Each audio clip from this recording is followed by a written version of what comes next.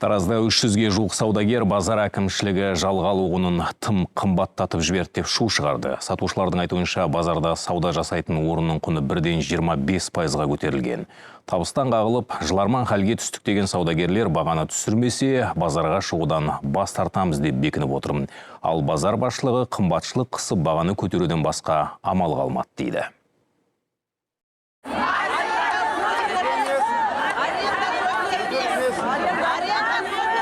Алақанда жерді жалға алып отырған саудагерлер базар әкімшілігі орынның құнын бірден өсіріп жіберді дейді.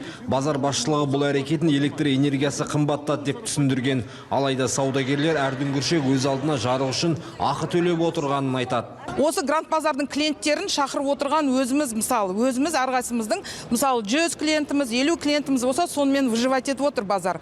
А еще келіп алып, біздің арендамызды көтереді. Біреуге 50 мың қалтасынан ұрып жатыр, біреуге 70 мыңға дейін ұрып жатыр.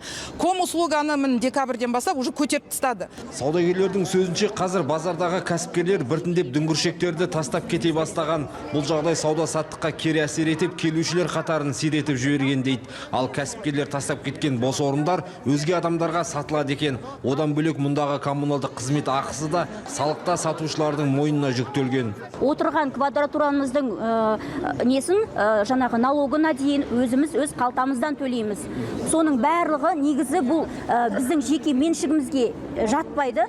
Сосын эксплуатация төлеген кезде бізге квитанция берілмейді. Неге? Бізге наличка төлеңдер деп айтылады. Ал базар басшысы бағаны көтеруден басқа амал жоқ деп отыр. Оның сөзінше базарды күтіп ұстауға қаражат жетпей жатыр. Ол базар ашылғалы жалға алу ақысы небәрі 10%-ға көтерілді деп ақталды.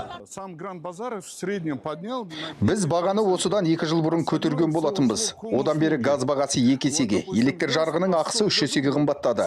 Жердің салығы да шарықтаған. Бізде басқа амал болмай тұр. Бізде шығындар шаш етектен. Мәселен, күзет қызметінің ақысы 100%-ға көтерді.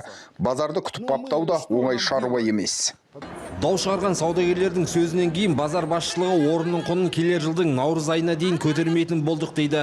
Олар саудагерлермен жиын өткізіп мәселені жіті талқыламақ. Ал пайда табамыз деп шығынға баттық деген жүздеген кәсіпкер баға көтерілсе базарды тастап кетеміз деп бекініп отыр. Сәбит Әлдебай, Денис Храмов, КТК, Тараз.